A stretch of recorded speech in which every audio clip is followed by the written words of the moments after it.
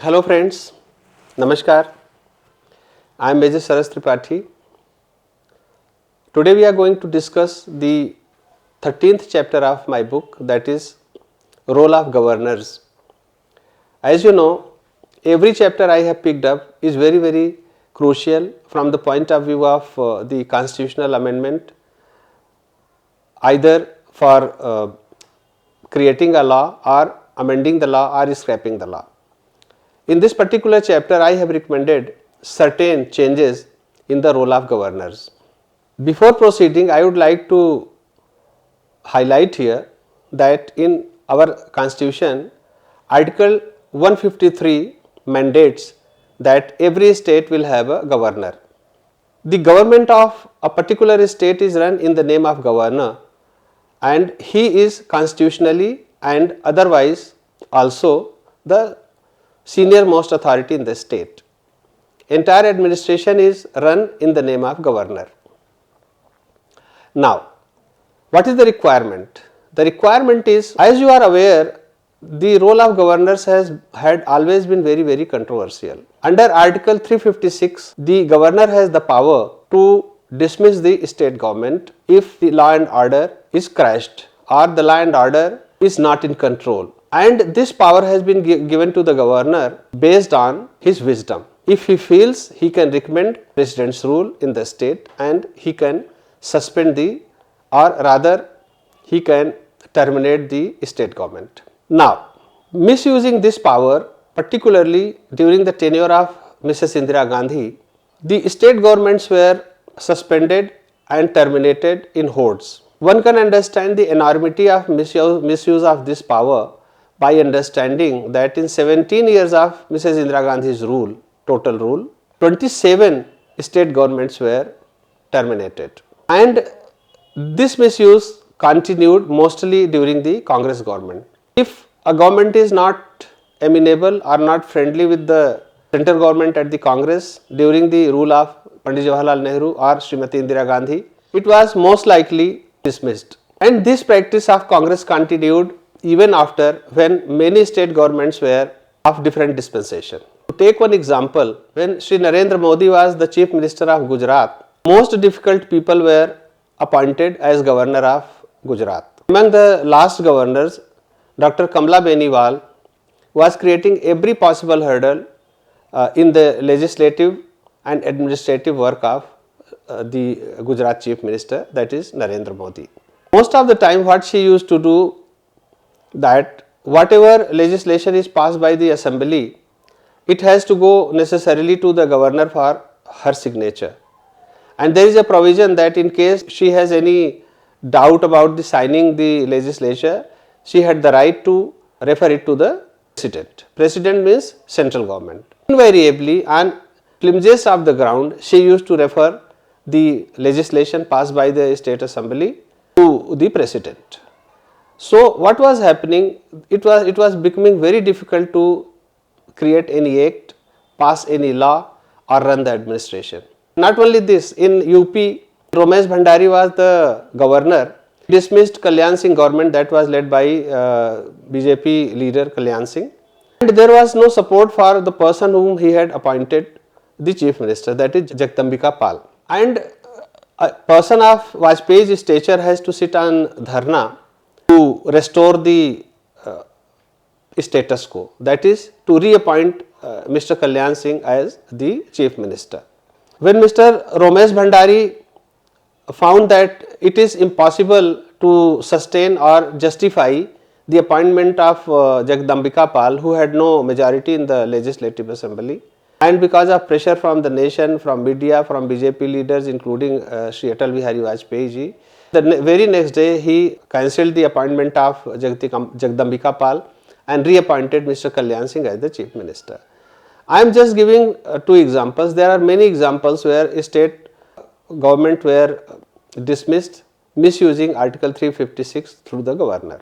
So there is a requirement of appointing, looking again into the role of governors, I will give certain reasons why this law needs a relook.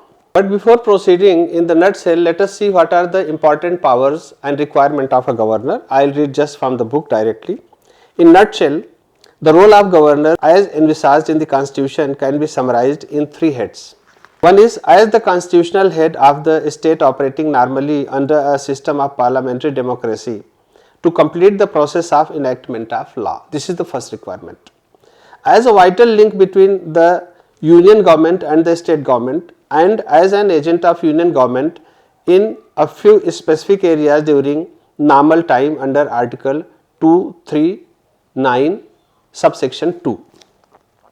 To ensure continuity of governance and administration of the state in a number of areas during normal situations under article 356(1). To ensure continuity of governance and administration of the state in a number of areas during abnormal situations under article 356(1). If broadened, this function can be summarized as below. In deciding based on his assessment of majority being with the specific leader and appointing the chief minister. Among the most important role of the governor is that in our parliamentary form of government, it is the governor who appoints the chief minister. Even if a party has overwhelming majority and it has chosen its leader, ultimately it is governor who needs to be convinced that they have the majority, and then he appoints that leader of the majority party as the chief minister. And here is the biggest problem.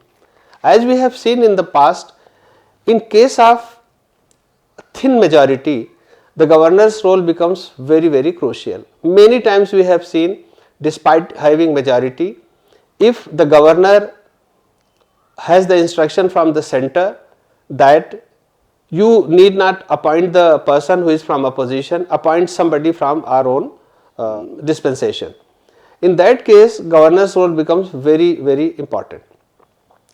Many times it has happened, the party which is having majority has not been appointed as the chief minister or has not been invited to form the government, whereas another party has been invited to form the government which does not have majority, and that is the time when the horse trading starts taking place. So, it is very important that role of governor should clearly be defined, and the powers of governor to choose a chief minister should be restricted or should be regulated. Though the Supreme Court has already done in S.R. Bommai versus Union of India case, it has set the guidelines that the rightful place to decide who is having majority is the floor of the House of the Assembly.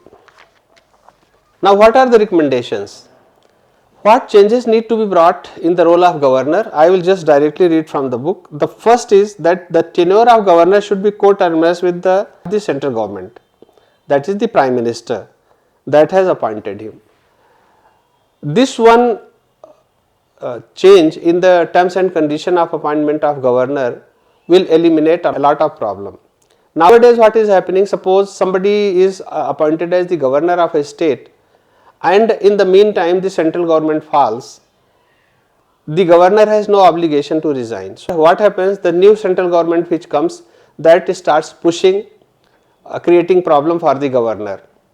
The solution is, since the governor is appointed by the president on the recommendation of the council of minister or the prime minister, his tenure should be coterminous with the prime minister. So, once the central government falls, all governors should automatically become ineligible to remain the governor, and they should only be given the charge of as caretaker governor, and once the new government takes over, they should appoint the new governor. Second is, the law should be amended to render the governor for future ineligible for both active politics to fight any election of Lok Sabha or Rajya Sabha, state legislature, and party politics. The second proposal is that once a person has been appointed the governor of a state, he should be rendered ineligible to fight further election for Lok Sabha, for Rajya Sabha, for state assembly. Nowadays what is happening, a person is governor today and tomorrow he becomes member of Rajya Sabha or he becomes the chief minister. So, such people who have party affiliation so deeply will never be impartial, whereas the requirement of governor's position is to be impartial. Third, besides whatever qualification is already prescribed in the constitution, there should be a bar on age. We have seen the governors who are sold 80-year-old who cannot even walk, who cannot properly hear, and they are sitting in the Raj Bhavan. They cannot take any sound decision. So there is a requirement as for any other position, they should be allowed to remain governor only up to certain age. Let us say 75 years. That is the ideal age, or maybe 80 years depending on their physical and mental state. But there should be very clear line that this, beyond this, nobody will be eligible to become a governor. Like we have minimum age for becoming a MLA, oblique MP, oblique governor, there should be maximum age limit also. So these are a few recommendations that needs to be brought in by an act of law, and they should be implemented. This will certainly improve the quality of administration and governance. Thank you very much. Namaskar.